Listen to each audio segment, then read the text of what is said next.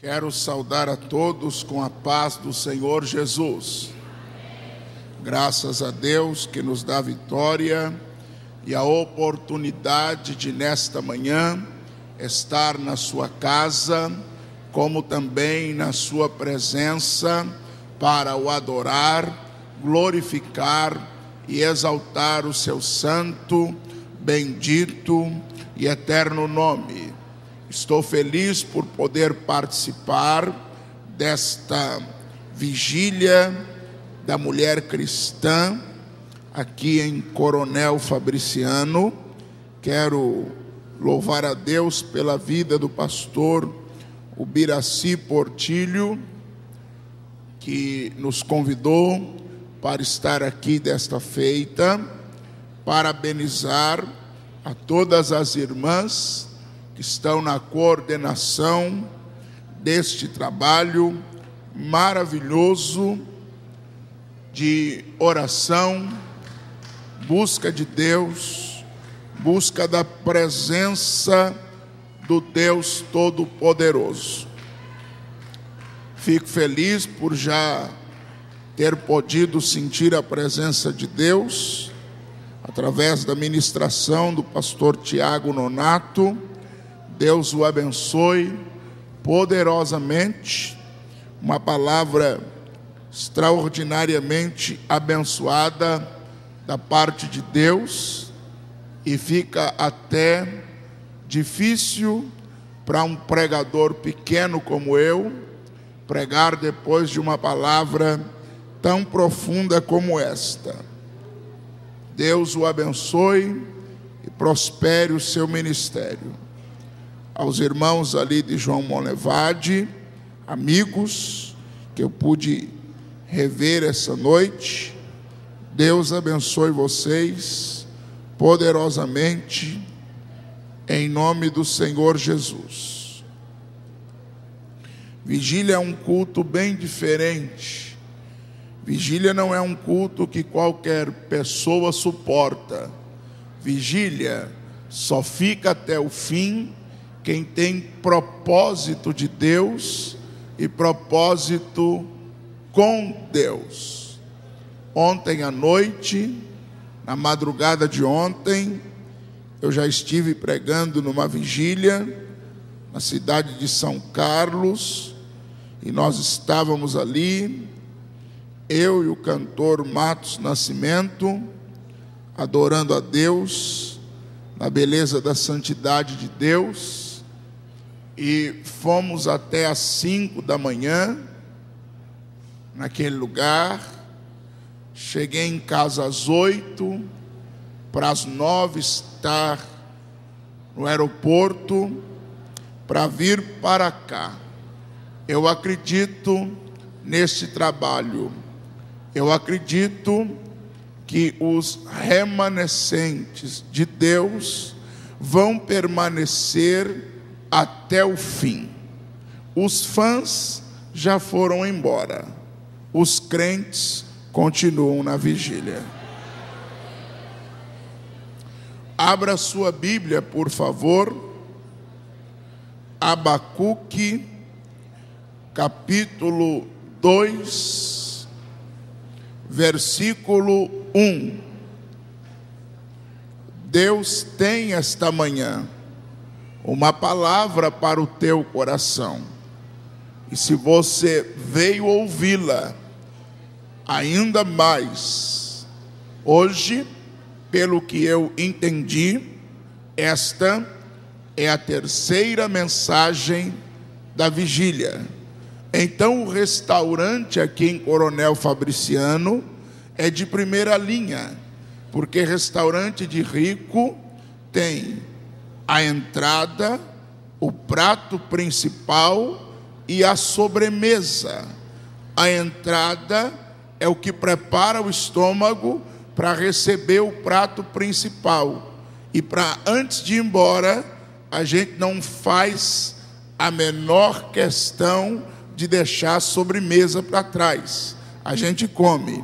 Uma irmã já deu a entrada, pastor Tiago já deu o prato principal. Só sobrou para mim ministrar a sobremesa essa noite. Então eu oro para que você ainda tenha apetite para comer a sobremesa essa noite. Aqueles que encontraram Abacuque capítulo 2, versículo 1, por gentileza digam amém. Está escrito: sobre a minha guarda estarei, e sobre a fortaleza me apresentarei e vigiarei, para ver o que fala comigo, e o que eu responderei quando eu for arguido. Então o Senhor me respondeu e disse: escreve a visão e torna-a bem legível sobre tábuas, para que a possa ler o que correndo passa, porque a visão é ainda para o tempo determinado, e até ao fim falará, e não mentirá. Se tardar, espera-o, porque certamente virá, não tardará. Eis que a sua alma se incha, não é reta nele, mas o justo pela sua fé viverá. Amém. Eu quero pregar esta manhã com base no tema: não saia da posição que Deus te colocou. Para esta manhã, a palavra que o Espírito Santo inspira a minha alma, inspira o meu coração e me orienta a pregar aqui em Coronel Fabriciano, obedece a esta temática: não saia da posição que Deus te colocou. Antes de começar a pregar, se é de mistério, se é desejo do seu coração, olhe para a pessoa que está ao seu lado e diga para ela: não saia da posição que Deus te colocou. Será que nesta noite você pode tomar a ousadia espiritual de dizer a quem está ao seu lado, para que esta pessoa não saia da posição a qual Deus a colocou? Querida igreja, nobres irmãos, igreja do Senhor Jesus Cristo, eu quero esta manhã olhar para o livro do profeta Abacuque. Eu sou admirador de todos os profetas, homens que Deus levantou para fazer a sua obra no tempo determinado, na hora exata, no tempo certo. Eu gosto, quando falo do tempo de Deus, de me lembrar de Ezequiel, capítulo de número 3, versículo de número 1, quando o profeta declara: e no sétimo dia, e no final do sétimo dia, eu ouvi a voz de Deus falando comigo. O número 7, dentro da estrutura da revelação bíblica, é o número das coisas completas, é o número das coisas plenas, é o número da perfeição, também conhecido como número de Deus. O número 7, para os estudiosos da Bíblia, é o número de Deus. Ezequiel está dizendo que esperou até o final do sétimo dia para ouvir a voz de Deus falando com ele, para então fazer o que Deus lhe havia mandado. Eu aprendo com isto que a melhor coisa que alguém que tem algo de Deus na vida faz é esperar o tempo de Deus chegar. Não é bom fazer antes do tempo, não é bom se antecipar, não é bom se atrasar, mas eu quero nesta manhã declarar sobre a tua vida, com toda a segurança da parte de Deus: o tempo de Deus para você vai chegar.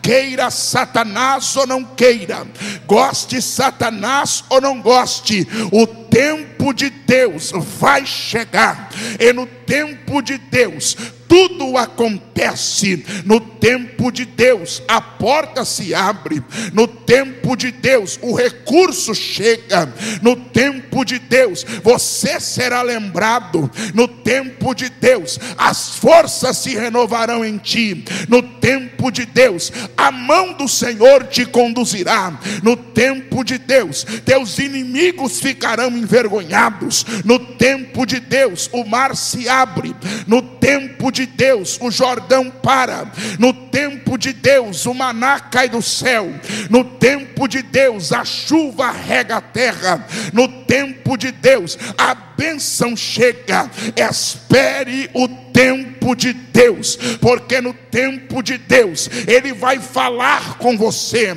Ele vai te dar discernimento. Eu tenho visto gente de muito talento, gente até chamada por Deus, mas que não conseguiu esperar o tempo de Deus. Fruto fora do tempo, ou está verde ou está podre. Fruto no tempo está amadurecido. Fruto verde não dá para comer, fruto podre não dá para comer, mas o fruto no tempo a gente come. Espera o tempo de Deus chegar, espera a hora de Deus se manifestar. E na vida do profeta Abacuque, o tempo de Deus chega, mas chega em um tempo complicado, chega em uma hora desconfortante, chega em um momento que ele não gostaria possivelmente de estar vivendo.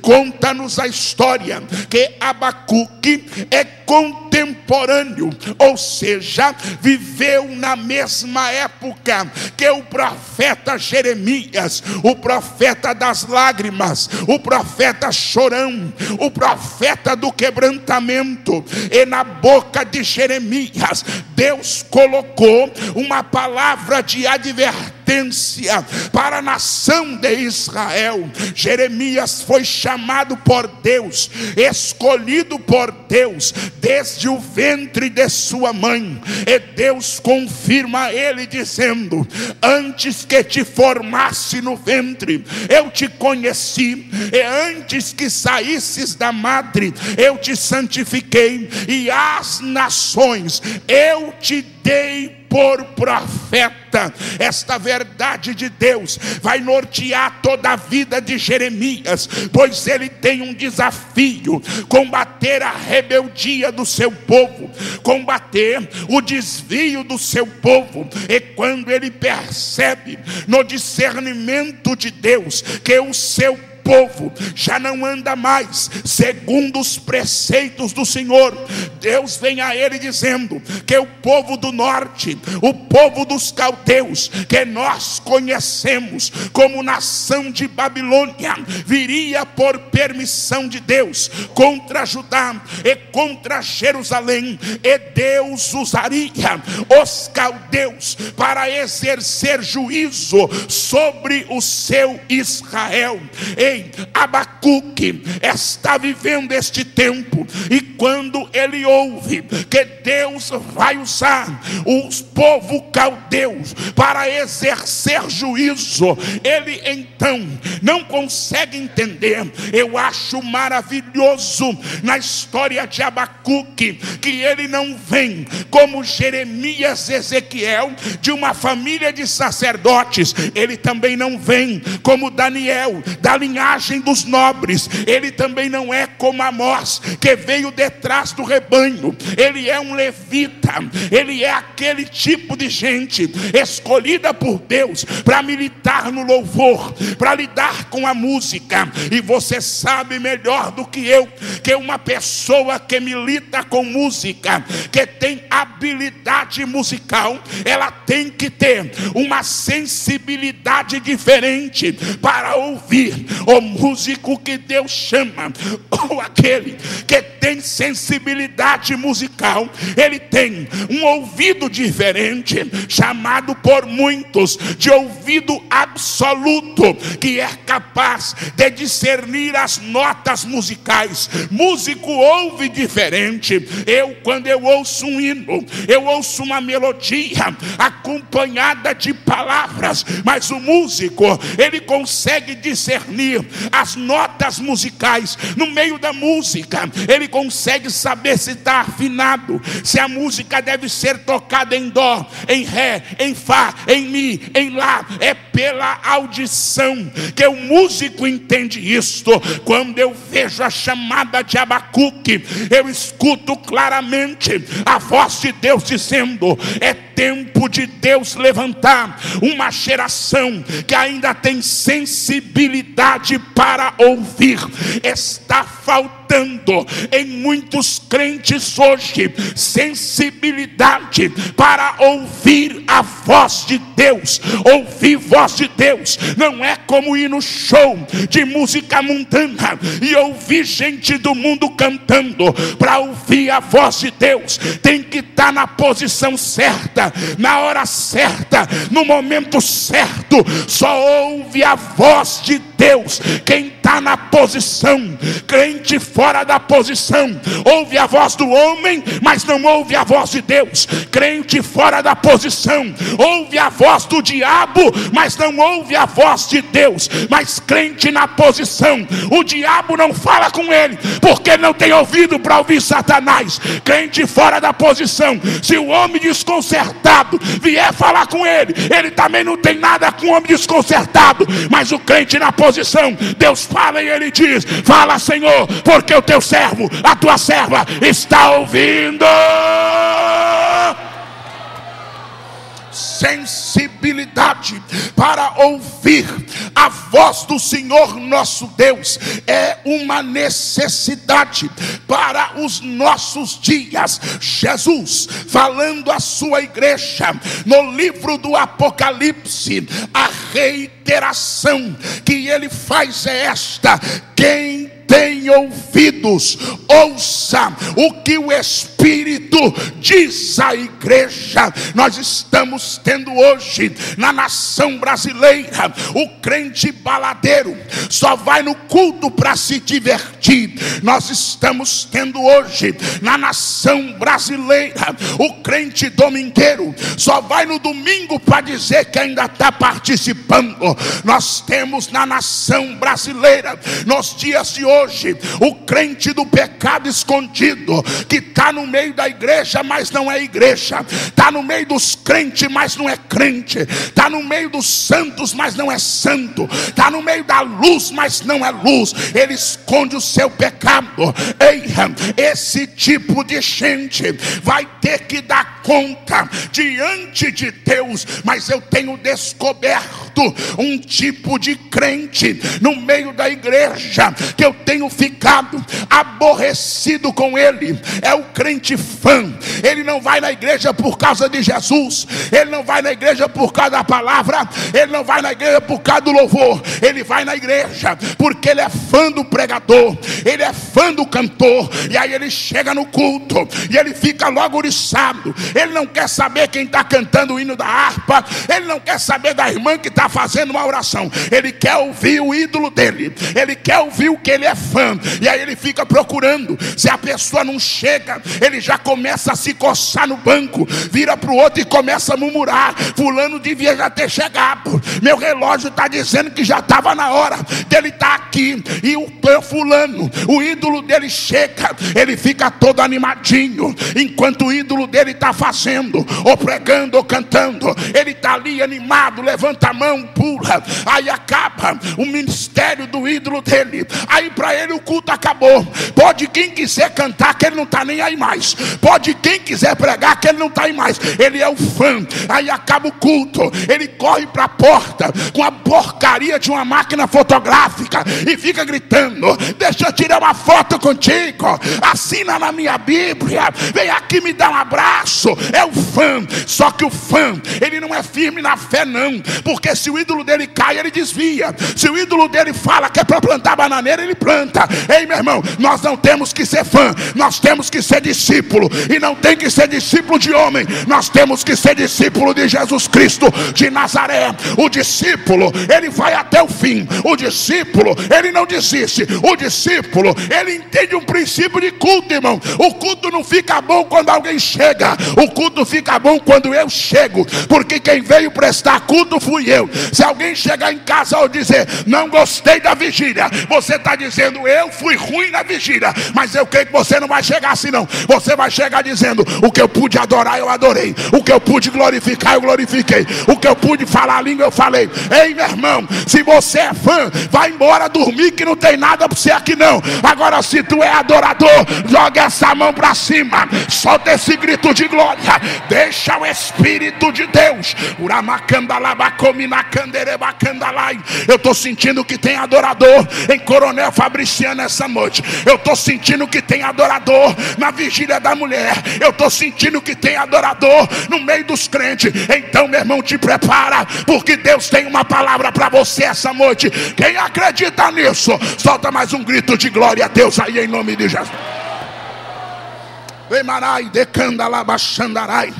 Abacuque então está diante de Deus por causa da sua sensibilidade auditiva, e no capítulo 1, face ao que ele ouve, face aos acontecimentos que se dão no meio do seu povo. E deixa eu abrir esse contexto aqui, porque eu tenho uma mensagem de Deus para pregar, e não posso sair daqui esta manhã enquanto eu não entregar tudo que Deus mandou. E é coisa boa, é para abençoar a igreja. Então eu vou ser corajoso mais uma vez e vou falar do amor de Deus neste lugar. Ora, querida igreja e santos, no tempo do profeta Abacuque, Babilônia vai surgir como potência mundial, vencendo guerras e subjugando reis. Mas neste tempo, o reino de Judá, que deveria confiar em Deus, que deveria se estribar na presença de Deus, que deveria ter toda a sua fé e toda a sua convicção em Deus, porque o Salmo 125, verso 1 diz: os que confiam no Senhor são como os montes de Sião, que não se abalam, mas permanece para sempre. De suma, a Bíblia está dizendo: quem confia no homem é hoje, não é amanhã. Quem confia no dinheiro é hoje, não é amanhã. Quem confia na fama é hoje, não é amanhã. Mas quem confia em Deus permanece para sempre. Mas neste tempo, a confiança de Israel está dividida. Eles não deixaram totalmente de confiar em Deus, mas militarmente, em termos de exército, em termos de mundo dos homens, eles também têm uma aliança com o Egito.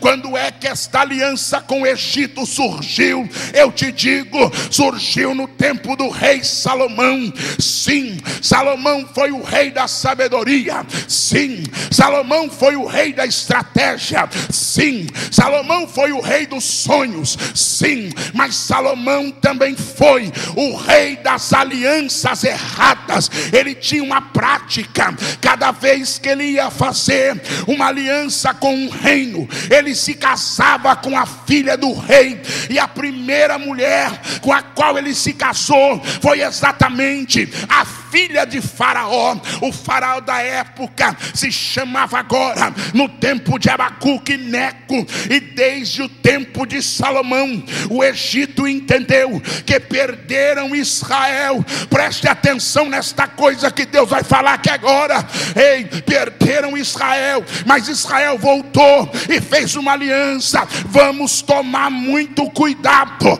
Deus já nos tirou do Egito e nós não precisamos precisamos fazer mais aliança com Faraó. Se fosse para ter aliança com Faraó, Deus deixava o seu povo no Egito. Se fosse para confiar em Faraó, Deus deixava o seu povo no Egito. Mas se Deus te tirou do Egito, não faça mais aliança com ele. Se Deus te tirou do mundo, não faça mais aliança com ele. No tempo de Neco, os israelitas confiavam que em uma situação de guerra, o Egito seria um braço estendido para os socorrer. Você pode perceber, se conhecer geografia bíblica, que o Egito e Babilônia vão se enfrentar em Carquemes. Carquemes fica para Faraó chegar a Carquemes. Ele teve que passar por Judá, passou por Jerusalém e chegou a Carquemes, como que dizendo: eu vou chegar à frente de Judá e vou defendê-la. Mas o que Neco, Faraó, não entendeu é que a derrota dele já estava marcada quando o Faraó Neco chega para batalhar com Nabucodonosor. A sua surpresa é que ele é vergonhosamente, aleluia, perdeu a batalha. Ele é vergonhosamente derrotado. E nisto se cumpre a palavra que Deus colocou na boca de Jeremias, dizendo para Israel: não confies no Egito, não faça do Egito seu braço armado, porque o Egito caiu, o Egito pereceu. Agora, no ano 606 antes de Cristo, Babilônia cerca Jerusalém e começa o cativeiro de Judá e de Jerusalém. Já falei dele, por isso nesta noite eu não vou entrar nesse assunto de novo, mas Abacuque vai